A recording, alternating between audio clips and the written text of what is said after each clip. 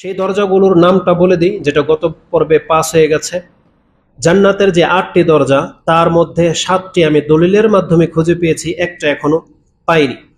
তো 8টি দরজার মাঝে প্রথম দরজার নাম হচ্ছে বাবুল আইমান, ডান দিকের দরজা। তা এটাই হচ্ছে সবচেয়ে বেশি সম্মানিত দরজা, যেই দরজা দিয়ে এমন এক দলকে প্রবেশ করানো হবে যাদের কোনো হিসাব নেওয়া হবে না। তো এটা হচ্ছে বাবুল আইমান, ডান দিকের দরজা। দ্বিতীয় দরজার নাম হচ্ছে বাবুল ওয়ালিদ, পিতামাতা নামের একটা দরজা রয়েছে। যাদের পিতামাতার রয়েছে এবং পিতামাতার সাথে সৎ আচরণ করে, ওই ধরনের ব্যক্তিদেরকে এই দরজা দিয়ে জান্নাতে প্রবেশ করানো হবে। তৃতীয় দরজা হচ্ছে বাবু সালাহ, নামাজ যারা নিয়মিত আদায় করে এবং হেফাজত করে, তাদেরকে নামাজের দরজা দিয়ে জান্নাতে প্রবেশ করার অনুমতি দিয়ে দেওয়া হবে। তার চতুর্থ দরজার নাম হচ্ছে বাবুর রাইয়ান, যারা রমজান মাসের সিয়াম আদায় করে, তাদের জন্য বাবুর রাইয়ান দিয়ে জান্নাতে প্রবেশ করার অনুমতি দেওয়া হবে, অন্য কাউকে এই দরজা দিয়ে ঢুকতে দেওয়া হবে না। পঞ্চম দরজার নাম হচ্ছে বাবু সাদাকা, যারা অধিক মাত্রায় জাকাত এবং দান সাদকা করে, তাদের জন্য বাবু সাদাকা দিয়ে জান্নাতে প্রবেশ করার অনুমতি দিয়ে দেওয়া হবে। ষষ্ঠ দরজার নাম হচ্ছে বাবুল জিহাদ, যারা জিহাদ করেছে এবং যারা আগামীতে যদি এমন সিচুয়েশন হয়, আল্লাহর রাস্তায় জিহাদ করতে সক্ষম হয়, তাহলে আল্লাহ সুবহানাহু ওয়া তাআলা এমন মুজাহিদদেরকে, শহীদ হোক বা না হোক, জিহাদে অংশ নিলেই যারা নিয়েছে তাদের জন্য একটি দরজার ব্যবস্থা করা হয়েছে, সেটা হচ্ছে বাবুল জিহাদ। আর সপ্তম দরজা যেটা যেটা 8 নম্বরে রয়েছে, ওটা আমি 7 নম্বরে উল্লেখ করতেছি যেহেতু দলিল আছে সেজন্য। অষ্টম দরজার নাম হচ্ছে বাবু তাওবা, এটা হচ্ছে তওবার দরজা এবং এটা হচ্ছে সব থেকে বড় দরজা। অন্যান্য দরজাগুলোর প্রশস্ততা সম্পর্কে আমরা জানতে পারি, সেগুলো হচ্ছে 40 বছরের পথ।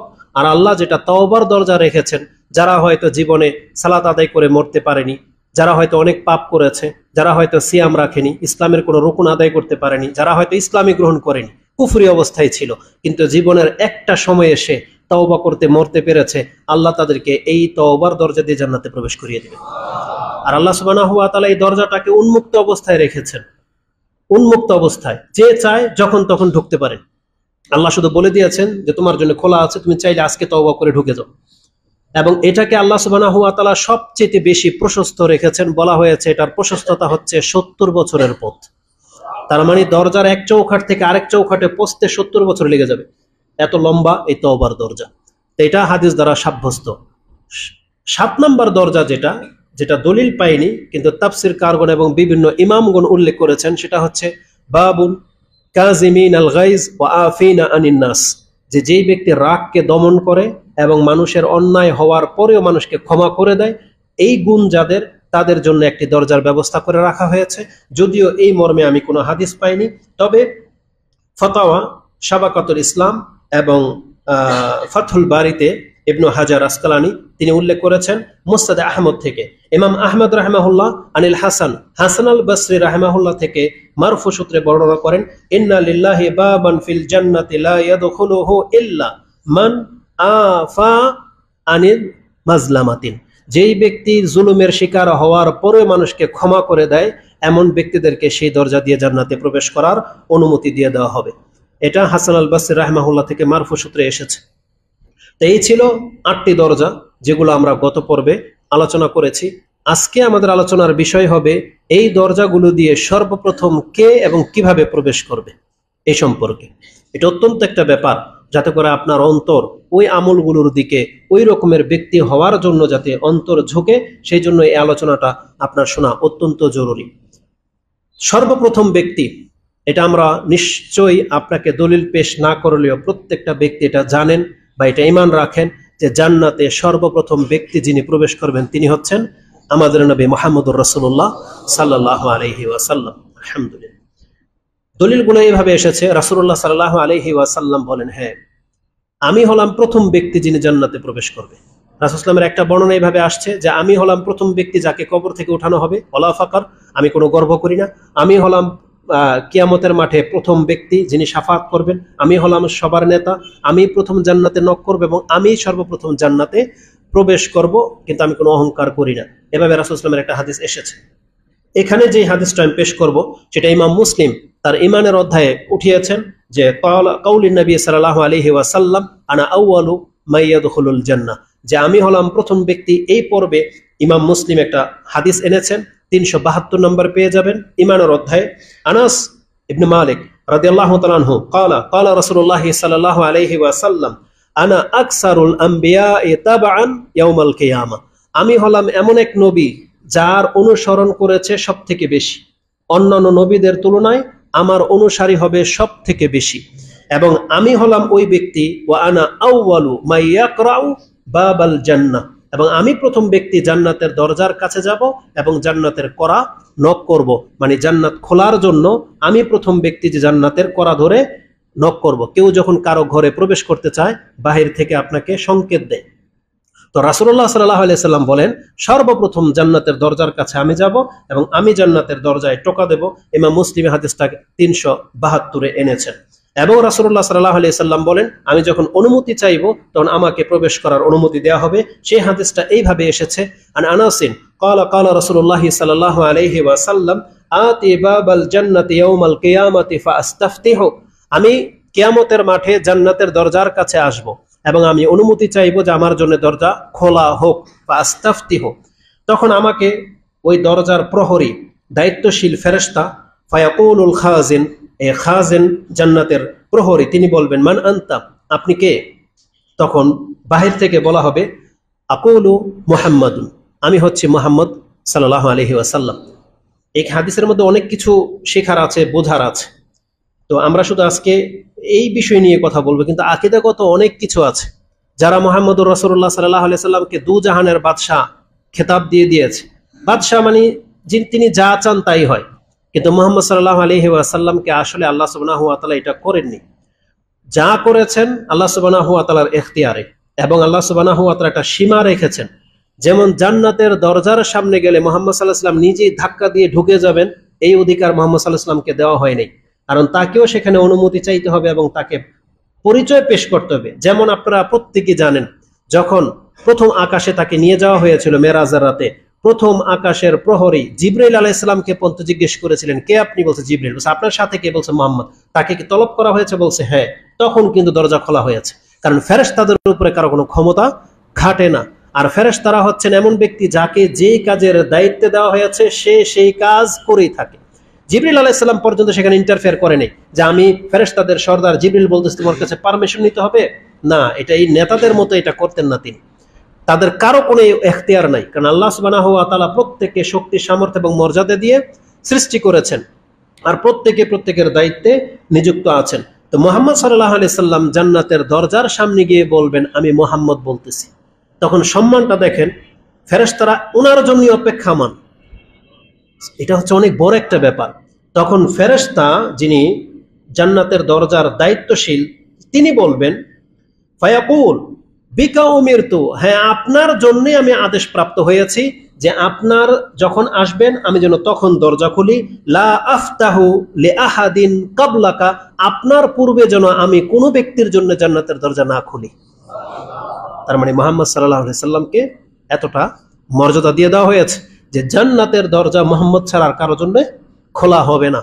যে উমিরতু বিকা, আপনার জন্যই আমাকে আদেশ করা হয়েছে, লা আফতাহু লিআহাদিন ক্বাবলাকা, আপনার পূর্বে যেন আমি কারোর জন্য জান্নাতের দরজা না খুলি। তাহলে হাদিস স্পষ্ট প্রমাণ করে যে জান্নাতে সর্বপ্রথম প্রবেশ করবেন আমাদের নবী মুহাম্মদুর রাসূলুল্লাহ সাল্লাল্লাহু আলাইহি ওয়াসাল্লাম। এটা হচ্ছে তার মর্যাদা। আর মুহাম্মদ সাল্লাল্লাহু আলাইহি ওয়াসাল্লামের মাধ্যমে আমরা কতটা মর্যাদাবান হতে পেরেছি এটা এখানে আপনি প্রমাণ পাবেন। এই মর্যাদাটা শুধু মুহাম্মদ সাল্লাল্লাহু আলাইহি ওয়াসাল্লামের জন্য আল্লাহ খাস করে রাখেননি।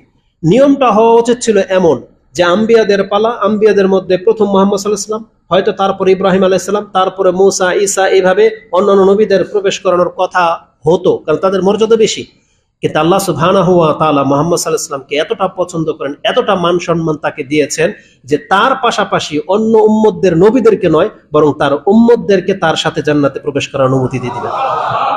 মুহাম্মদুর রাসূলুল্লাহ সাল্লাল্লাহু আলাইহি ওয়াসাল্লাম বলেন জান্নাতে প্রথম প্রবেশ করার অধিকার আমার উম্মত পাবে। হাদিসটি এইভাবে এসেছে, আন আবি হুরায়রা ক্বালা ক্বালা রাসূলুল্লাহ সাল্লাল্লাহু আলাইহি ওয়াসাল্লাম নাহনুল আখিরুন ওয়া সাবিকুনা ইয়াউমাল কিয়ামা, যদিও আমরা পৃথিবীতে এসেছি সবার শেষে, ওয়া সাবিকুনা ইয়াউমাল কিয়ামা, কিন্তু বিচারের মাঠে যখন হাসরের মাঠে উঠানো হবে এবং বিচার শুরু করা হবে আমরাই হব প্রথম। মানে আল্লাহ সুবহানাহু ওয়া তাআলা আমাদেরকে হাসরের মাঠে আগে উঠাবেন এবং আমাদেরকে প্রথম বিচার নেবেন। এবং ইমাম মুসলিম বলেছেন ওই হাদিসের বর্ণনায় ওয়ানাহনু আউয়ালু মাইয়াদখুলুল জান্নাহ, আর আমরাই ওই ব্যক্তি যারা প্রথম জান্নাতে প্রবেশ করবে। এটা ইমাম বুখারী এবং মুসলিম কোট করেছেন। বুখারীতে হাদিসটি আপনি 876 এবং মুসলিমে হাদিসটি আপনি 1865 পেয়ে যাবেন, কিতাবুল জুমার অধ্যায়। তাহলে হাদিস স্পষ্ট প্রমাণ করে যে মুহাম্মদুর রাসূলুল্লাহ সাল্লাল্লাহু আলাইহি ওয়াসাল্লাম এবং তার উম্মত জান্নাতে প্রথম প্রবেশ করবেন। সমস্ত উম্মতের মধ্যে মুহাম্মদ সাল্লাল্লাহু আলাইহি ওয়াসাল্লামের উম্মত প্রথম প্রবেশ করবেন, এটা প্রমাণ হয়ে গেল। এই উম্মতের সংখ্যা তো অনেক। এই উম্মতের মাঝে আবার এমন ব্যক্তিরা আছেন যাদেরকে আল্লাহ সুবহানাহু ওয়া তাআলা প্রথম প্রবেশ করাবেন। কারা তারা?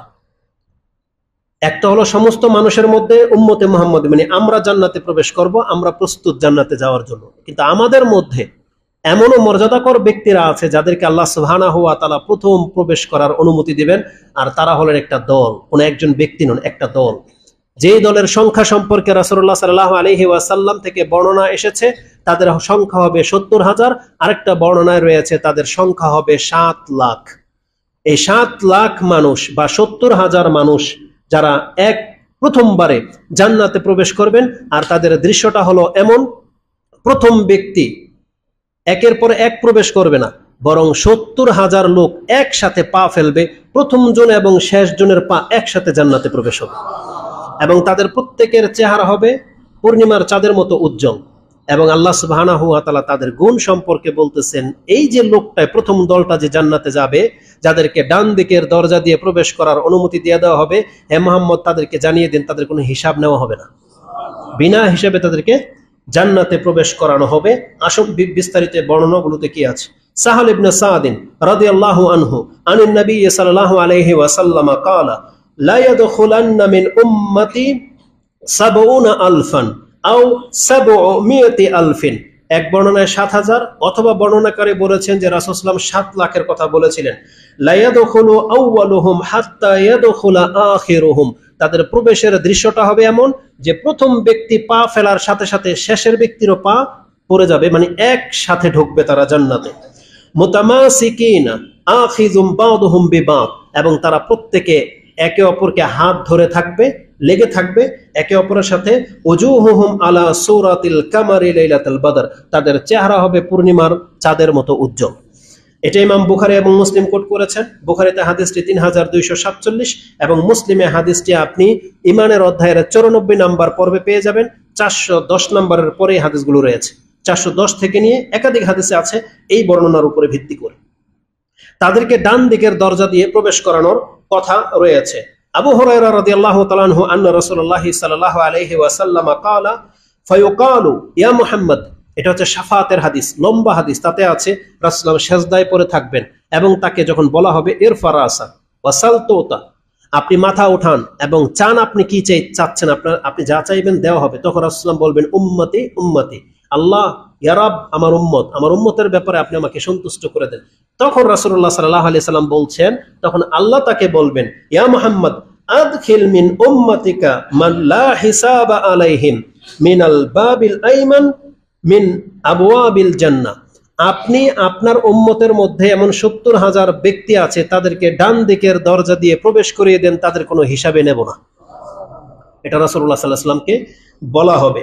ওয়াহুম শুরাকাউ নাসি ফিমা সিওয়া যালিকা মিনাল আবওয়াব, এবং শুধু ডান দিকের দরজাই না, বরং এই 70,000 আপনার উম্মতের মর্যাদা এমন, তারা চাইলে যেই কোনো দরজা দিয়ে প্রবেশ করতে সক্ষম। তাদেরকে শুধু ডান দিকের নয়, বরং জান্নাতের প্রত্যেকটা দরজা দিয়ে তাদের ঢোকার অনুমতি আমি দিয়ে দিলাম, এমনটা আল্লাহ সুবহানাহু ওয়া তাআলা অনুমতি দিয়ে দিবেন। এটা ইমাম বুখারী রাহিমাহুল্লাহ 4712-তে, এবং মুসলিমে যেমনটা বলেছি ঈমানের অধ্যায় 94 নম্বর পর্বে গিয়ে আপনি হাদিসটি 410-এর পর থেকে পেয়ে যাবেন। তো এটা হলো প্রথম এবং সব থেকে মর্যাদাবান ব্যক্তিদের দল, যেটা এই উম্মতের মধ্যে রয়েছে। আমরা জানি তারা কারা। তাদের মধ্যে একজন ব্যক্তি হচ্ছেন আবু বকর সিদ্দিক রাদিয়াল্লাহু তাআলা আনহু, তাদের মধ্যে একজন ব্যক্তি হচ্ছেন উকাশা বিন মেহসান, কারণ হাদিসে তার নামটা সরাসরি এসেছে। আশা করি ইনশাআল্লাহ তাতে আবু বকর, ওমর, ওসমান, আলী রাদিয়াল্লাহু তাআলা আনহুম আজমাইন প্রায় সাহাবীরাই থাকবেন, এবং কিয়ামত পর্যন্ত এমন কোন ব্যক্তিও থাকতে পারে যারা এই দলের অন্তর্ভুক্ত। আমরা দোয়া করি আল্লাহ তুমি আমাদেরকে তাদের অন্তর্ভুক্ত করো, আমিন ইয়া রাব্বাল আলামিন। তো কেন তাদের এই মর্যাদা, কেন তাদেরকে প্রথম বিনা হিসেবে জান্নাতে দিয়ে দেওয়া হবে? রাসূলুল্লাহ সাল্লাল্লাহু আলাইহি ওয়াসাল্লাম অপর আরেকটি হাদিসে তাদের কিছু গুণ বলেছেন, যে তারা কেমন চিন্তার হয়ে থাকে, কেমন মানুষ তারা। রাসূলুল্লাহ সাল্লাল্লাহু আলাইহি ওয়াসাল্লাম বলেছেন, ইয়াদখুলুল জান্নাতা মিন উম্মতি ৭০ আলফান বিগাইরি হিসাব, আমার উম্মতের ৭০,০০০ মানুষ বিনা হিসাবে জান্নাতে যাবে। আর তারা হলেন হুম আল্লাযিনা লা ইয়াস্তারকুন ওয়ালা ইয়াতাতাইয়ারুন ওয়ালা ইয়াকতাউন ওয়া আলা রাব্বিহিম ইয়াতাওয়াক্কালুন। আমার এই উম্মতের মধ্যে যারা ৭০,০০০ আছে বিনা হিসেবে জান্নাত পাবে, তারা জীবনে কোনোদিন কোনো পাখিকে ভাগ্য গণনার জন্য ভাগ্য হিসাবকারী বানায়নি, মানে পাখির মাধ্যমে ভাগ্য গণনা করেনি। সেটা হবে পাখিকে হাত দেখিয়ে অথবা পাখি উড়িয়ে, কোনোভাবে তারা ভাগ্য গণনা করেনি, বা জোড়া পাখি না এই বেজর পাখি, এগুলো দিয়ে তারা ভাগ্য নির্ণয় করতে যায়নি। ওয়ালা ইয়াতাতাইয়ারুন ওয়ালা ইয়াকতাউন, তারা শরীরে কোনোদিন দাগ কাটতো না। এটার অনেক ব্যক্তি এর অন্তর্ভুক্ত। এর অন্তর্ভুক্ত হচ্ছে যারা পূর্ব যুগের চিকিৎসা বিদ্যা এটা কাজে লাগাতো, লোহা গরম করে শরীরে দাগ দিয়ে তারা সেটাকে চিকিৎসা হিসেবে ব্যবহার করতে রাসূল এটা নিষেধ করেছেন। পরবর্তীতে বিভিন্ন গোত্র কাউমকে পরিচিত করিয়ে দেওয়ার জন্য সোমালিয়াতে, সুদানে, আজও আফ্রিকাতে এটা করা হয়। এক এক কাবিলার বংশের কেউ কেউ দেখা যায় জন্মের পর থেকে বাচ্চাকে লোহার শলাকা গরম করে এখান দিয়ে, কারো এখান দিয়ে, ৩টা ২টা কপালে, বুকে এভাবে চিহ্ন করে রেখে দেয়, যাতে করে তারা চিনতে পারে যেটা আমার বংশের লোক। এভাবে তারা করে থাকে, যেটা রাসূল সাল্লাল্লাহু আলাইহি ওয়াসাল্লাম নিষেধ করেছেন। এই দাগ কাটানো এর অন্তর্ভুক্ত হবে যারা বর্তমানে শরীরে ট্যাটু আঁকে, বিভিন্ন উল্কা যেটা আঁকে, চিত্র আঁকে বা অঙ্কন করে, এবং এর অন্তর্ভুক্ত হবে ওই সমস্ত যুবক যুবতী বা পুরুষ মহিলা যারা একে অপরের কারণে হাত খোদাই করে নাম লিখে, ব্লেড দিয়ে কাটে এবং সিগারেট দিয়ে ছেঁকা দেয়, বিভিন্নভাবে নিজের শরীরে দাগ কাটে, এমন ব্যক্তিরা এই মর্যাদা পাবে না। তারা রাসূল সাল্লাল্লাহু আলাইহি ওয়াসাল্লাম বলেছেন, যারা বিনা হিসেবে জান্নাত পেতে চায় তারা নিজের গায়ে কোনোদিন দাগ কাটতে পারে না। ওয়ালা ইয়াকতাউন ওয়ালা ইয়াস্তারকুন, আর তারা এমন নয় যে কোনোদিন মাথা ব্যথা, পেট ব্যথা, বিয়ে হচ্ছে না, জাদুটোনা, বাচ্চা কান্না করে, পেট ফুলে যাচ্ছে, কোনোদিন কোনো হুজুরের কাছে, কোনো ব্যক্তির কাছে গিয়ে বলেনি যে আমার এই সমস্যা, আপনি একটু পানি পরে দেন, একটু জার ফুক করে দেন। মানে কারো কাছে গিয়ে কোনোদিন জার ফুক তলব করেনি। নিজেরটা নিজে জার ফুক করবেন, এটা জায়েজ, বরং উত্তম। কিন্তু অন্য কারো কাছে গিয়ে বলেনি যে আমাকে জার ফুক করে দেন। লা ইয়াস্তারকুন বলা হয়েছে, তলব করেনি। তাহলে তারা কিভাবে চলতো? ওয়া আলা রাব্বিহিম ইয়াতাওয়াক্কালুন, তারা সব সময় তাদের রবের ভরসা করে চলতো। আল্লাহু আকবার। এটা অনেক বড় একটা ব্যাপার। আল্লাহর উপরে ভরসা করে চলা এটা অবশ্যই একটা কঠিন কাজ, কিন্তু যারা করবে তাদের মর্যাদাটা তো আপনার সামনে স্পষ্ট। তাদেরকে ডান দিকের দরজা দিয়ে বিনা হিসেবে জান্নাতে প্রবেশ করে দেওয়া হবে। আল্লাহু আকবার। উকাশা বিন মেহসান বলেছিলেন, ইয়া রাসূলুল্লাহ দুল্লানি আলা উদউনি আইয়াজআলানি মিনহুম, আল্লাহ যেন আমাকে তাদের অন্তর্ভুক্ত করে দেন। রাসূল সাল্লাল্লাহু আলাইহি ওয়াসাল্লাম বলেছেন, আনতা মিনহুম, তুমি তাদের একজন। আল্লাহু আকবার।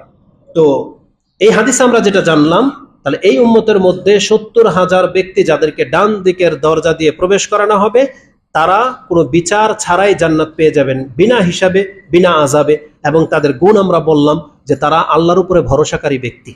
এই মেসেজটা আমাদের মা বোনদের জন্য বেশি উপযুক্ত, কারণ অনেক সময় অনেক পুরুষ আছে যে সহসা কোনো ওজা, জার ফুক্কারের কাছে যায় না, কিন্তু এই কাজটা অধিকাংশ আমাদের মহিলারা করে থাকে। কিছু হলে পানি পড়া, কিছু হলে তাবিজ কবজ, কিছু হলেই টোনা টোটকা, এগুলোর মধ্যে তারা সবচেয়ে বেশি ইনভলভ। এই জন্য এই হাদিস তাদের জন্য, যদি তারা ধৈর্য ধারণ করতে পারে, যদি তারা আল্লাহ সুবহানাহু ওয়া তাআলার উপরে ভরসাকারী হতে পারে, তাহলে আপনারা জেনে নেন আপনাদের জন্য আল্লাহ সুবহানাহু ওয়া তাআলা এই একই মর্যাদা রেখেছেন। আল্লাহ যেন তাদেরকে অন্তর্ভুক্ত করেন, আমিন। অপর আরেকটি বর্ণনায় পাওয়া যায় যে কারা জান্নাতে সর্বপ্রথম প্রবেশ করবেন, তাদের সম্পর্কে মুসনাদে আহমদে ৬৫৭০ নম্বর একটা হাদিস এসেছে। আব্দুল্লাহ ইবনে আমর ইবনে আস আন রাসূলিল্লাহি সাল্লাল্লাহু আলাইহি ওয়াসাল্লাম আন্নাহু ক্বাল হাল তাদরুনা আউওয়ালা মান ইয়াদখুলুল জান্নাতা মিন খালকিল্লাহ, তোমরা কি বলতে পারো যে আল্লাহর সৃষ্টির মাঝে কারা সর্বপ্রথম জান্নাতের হক রাখে, কারা প্রথম প্রবেশ করবে? ক্বালু আল্লাহু ওয়া রাসূলুহু আলাম, আল্লাহ এবং তার রাসূলই ভালো জানে। ক্বালা, তখন রাসূল সাল্লাল্লাহু আলাইহি ওয়াসাল্লাম বলেন, আউওয়ালু মান ইয়াদখুলুল জান্নাতা মিন খালকিল্লাহিল ফুকারাউল মুহাজিরিন, মুহাজিরুন, মুহাজিরদের মধ্যে যারা দরিদ্র, আল্লাহ সুবহানাহু ওয়া তাআলা তাদেরকে সর্বপ্রথম জান্নাতে প্রবেশ করাবেন। তার মানে যারা হিজরত করেছে, আল্লাহর রাস্তায় হিজরত করার কারণে যারা অভাবী হয়েছে, এমন ব্যক্তিদেরকে আল্লাহ সুবহানাহু ওয়া তাআলা প্রথম জান্নাতে প্রবেশ করাবেন। এটা মুসনাদে আহমদ রয়েছে এবং সহিহ ইবনে হিব্বানে ৭৪২১ নম্বরে উত্তম সনদে বর্ণনা করা হয়েছে। তার মানে আমরা পেয়ে গেলাম তাহলে দ্বিতীয় দল, যারা বলা চলে তারা তো 70,000-এর মতো থাকবে। তারপরে এখানে প্রাধান্য দেওয়া হয়েছে অভাবীদেরকে, দরিদ্রদেরকে, যারা ধর্মের কারণে দরিদ্র হয়েছে। ব্যক্তিগত মুহাজিরদের মধ্যে অধিকাংশ সব কোটিপতি ছিল। আবু বকর সিদ্দিক, উসমান, তারা প্রত্যেকে পরবর্তীতে তারা অর্থ সম্পদের মালিক হয়েছেন, কিন্তু মক্কায় থাকতেও তারা অনেক পয়সাওয়ালা ছিলেন। আরো বেশ কিছু সাহাবীর নাম রয়েছে। তো এটা একটা মর্যাদার বিষয়। ইমাম মুসলিম, ইমাম তিরমিজি রাহিমাহুল্লাহ হাদিসটা এইভাবে এনেছেন, ফুকারাউল মুহাজিরিনা ইয়াদখুলুনাল জান্নাতা ক্বাবলা আগনিয়াইহিম বি500 সানা। আল্লাহ সুবহানাহু ওয়া তাআলা শুধু ফকিরদেরকে আগে জান্নাতে প্রবেশই করাবেন না, বরং ধনীদের 500 বছর আগে অভাবীদেরকে জান্নাতে প্রবেশ করার অনুমতি দিয়ে দিবেন, 500 বছর আগে। এটা ইমাম তিরমিজি রাহিমাহুল্লাহ কোট করেছেন, যেটা আপনি 2351 এবং ইবনে মাজাতে 4123 নম্বরে পেয়ে যাবেন। বলা যেতে পারে এটা শুধু মুহাজিরদের জন্য খাস নয়, কারণ বেশ কিছু হাদিসের মধ্যে আমভাবে মুমিন মুসলিমদের কথা রয়েছে, যে মুমিন মুসলিমদের মধ্যে যারা অভাবী, ধনীদের পূর্বে তাদেরকে জান্নাতে প্রবেশ করানো হবে। একটা বর্ণনায় 40 বছরের কথা আছে, আরেকটা বর্ণনায় 500 বছরের কথা আছে।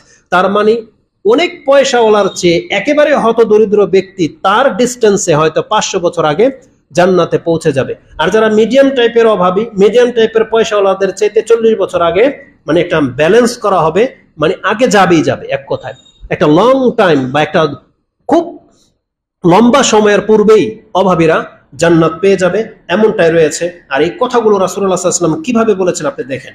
রাসূলুল্লাহ সাল্লাল্লাহু আলাইহি ওয়াসাল্লাম বলেন, ইয়াদখুলু ফুকারাউল মুসলিমিনা ওয়া ফি রিওয়ায়াতিন মুমিনিনা আল জান্নাতা ক্বাবলা আগনিয়াইহিম। মুসলিম অথবা মুমিনদের মধ্যে যারা অভাবী, তারা তাদের ধনীদের আগে জান্নাতে প্রবেশ করবে বিনিসফি ইয়াউমিন ওয়া হিয়া 500 আম বা 500 সানা।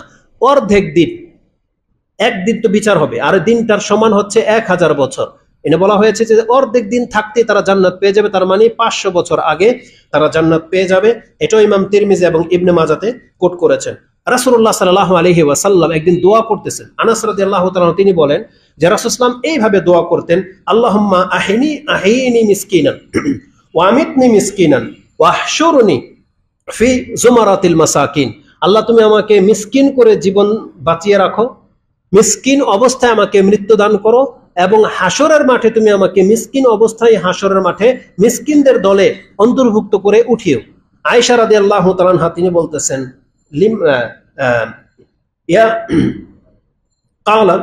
লিমা ইয়া রাসূলুল্লাহ, কেন আপনি এই দোয়া করেন?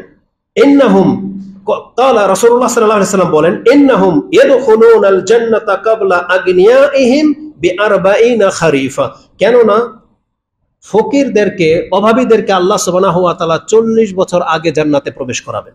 এজন্য রাসূলুল্লাহ সাল্লাল্লাহু আলাইহি ওয়াসাল্লাম তিনি অভাবীদের দলের অন্তর্ভুক্ত হতে চেয়েছেন, এবং তিনি আয়েশা রাদিয়াল্লাহু তাআলা আনহাকে উপদেশ দিয়ে বলেন, ইয়া আয়েশা লা তারুদ্দি আল মিসকিনা ওয়ালাউ বিশিক্কি তামরাতিন। তোমার যদি একটা খেজুর পরিমাণ কিছু দেওয়ার থাকে, তাও তুমি মিসকিনকে দিয়ে দাও, তাকে খালি হাতে ফিরিও না। ইয়া আয়েশা আহিল মাসাকিন আহিবিল মাসাকিন, তুমি মিসকিনদেরকে ভালোবাসার চেষ্টা করো। ওয়াকরিবিহিম ওয়াকাররিবিহিম, এবং তুমি তাদের সান্নিধ্যে থাকার চেষ্টা করো বা তাদেরকে নিকটে নিয়ে আসার চেষ্টা করো। ফা ইন্নাল্লাহা ইউকাররিবুকি ইয়াউমাল কিয়ামা, তুমি যদি অভাবীদেরকে তোমার কাছে আসতে দাও, তাহলে আল্লাহ সুবহানাহু ওয়া তাআলা তোমাকে কাছে নিয়ে নেবেন। এটা ইমাম তিরমিজি রাহিমাহুল্লাহ কোট করেছেন, যেটা 2352 নম্বরে, এবং ইবনে মাজাতে হাদিসটা আপনি 4126 নম্বরে পেয়ে যাবেন। তো এই পর্বে আমরা যেটা জানতে পেরেছি, সর্বপ্রথম জান্নাতে প্রবেশ করবেন মুহাম্মদুর রাসূলুল্লাহ সাল্লাল্লাহু আলাইহি ওয়াসাল্লাম, তারপরে অনুমতি প্রাপ্ত হবে তার উম্মত, এবং এই উম্মতের মধ্যে সর্বপ্রথম যে দলটি জান্নাতে যাবে তাদের সংখ্যা হচ্ছে 70,000। বিনা হিসেবে তাদেরকে জান্নাতে ডান দিকের দরজা দিয়ে প্রবেশ করানো হবে। এবং দ্বিতীয় স্টেপে রয়েছে এই উম্মতের মিসকিন যারা, অভাবী দরিদ্র যারা। এই জন্য আপনারা পেরেশান হয়ে যান না, যারা হালালের উপরে আছেন, দরিদ্র আছেন কিন্তু হালালের উপরে, হারামের দিকে আপনি পা বাড়াচ্ছেন না, তাহলে ওই ধরনের অভাবী মুসলিমদের মর্যাদা হলো দ্বিতীয় ধাপে তাদেরকে জান্নাতে প্রবেশ করার অনুমতি দিয়ে দেওয়া হবে। আল্লাহু আকবার।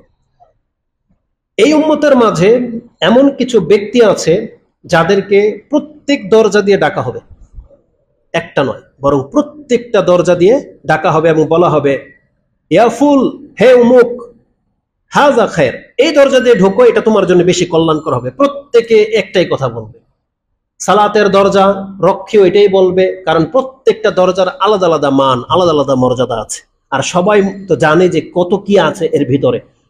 তো এই জন্য প্রত্যেকটা ব্যক্তিকে ওইভাবে ডাকা হবে যে এই দরজা দিয়ে ঢোকো। এই উম্মতের মধ্যে এমন কিছু ব্যক্তিরা রয়েছেন, কারা তারা? সংক্ষিপ্ত আকারে তাদের পরিচয়টা আমি আপনার কাছে তুলে ধরি। মান আনফাকা যাওজাইনি ফি সাবিলিল্লাহ দাআহু খাজানাতুল জান্নাহ, যারা আল্লাহর রাস্তায় জোড়ায় জোড়ায় দান করে তাদেরকে জান্নাতের দরজা দিয়ে ডাকা হবে। গত পর্বে হাদিসটা এসেছিল যে জোড়া জোড়া শব্দ অনেকে বুঝেন নাই। ইসলামের পথে জোড়া জোড়া দান করার মানে হলো, যেহেতু রাসূল ইসলামের যুগে যুদ্ধের একটা ব্যাপার ছিল, যেমন কেউ একটা ঘোড়া দান করতো আর কেউ দুইটা ঘোড়া দান করতো, তাহলে জোড়া জোড়া মানে হচ্ছে দুইটা ঘোড়া দান করা।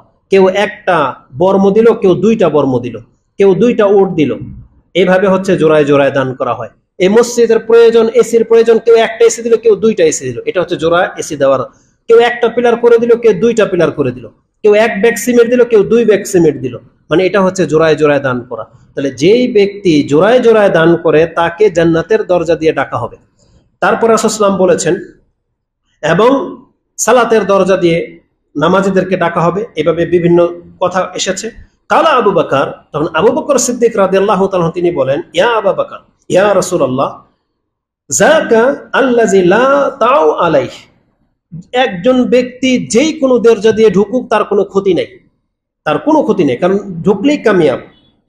ফাকালা নবী সাল্লাল্লাহু আলাইহি ওয়াসাল্লাম, এমনও কোনো ব্যক্তি আছে, রাসূলুল্লাহ জিজ্ঞাসা করা হয়েছে, যাদেরকে প্রত্যেক দরজা দিয়ে ডাকা হবে। ফাকালা নবী সাল্লাল্লাহু আলাইহি ওয়াসাল্লাম, ইন্নী লা আরজু আন তাকুনা মিনহুম, আমি আশা করি আল্লাহর কাছে যাদেরকে জান্নাতের প্রত্যেক দরজা দিয়ে ডাকা হবে তাদের মধ্যে তুমি একজন।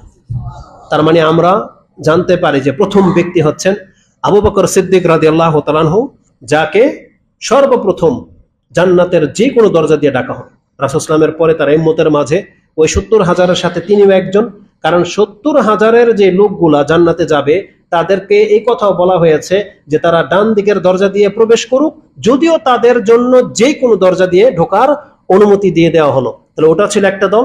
দ্বিতীয় ব্যক্তি হচ্ছেন আবু বকর সিদ্দিক।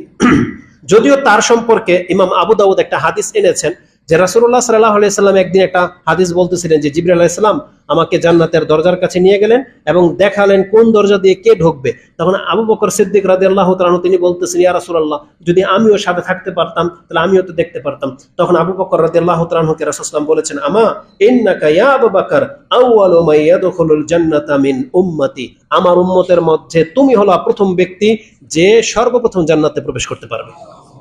তবে হাদিসটা দুর্বল, ইমাম আবু দাউদ হাদিসটা কোট করেছেন, এটা হচ্ছে দুর্বল, তার মানে হাদিসটা সহিহ নয়। বরং আবু বকর সিদ্দিক ওই 8 দরজা দিয়ে ঢোকার পারমিশন পাবে এবং প্রথম দলের সাথে সে জান্নাতে যেতে পারবে, কিন্তু তাকে রাসূলের মতো করে, যেমন রাসূলকে প্রথম ঢোকাবে তারপর আবু বকরকে ঢোকাবে না, এমনটা হবে না, কারণ এই হাদিস হচ্ছে দুর্বল। ইমাম আবু দাউদ এটাকে পেশ করেছেন।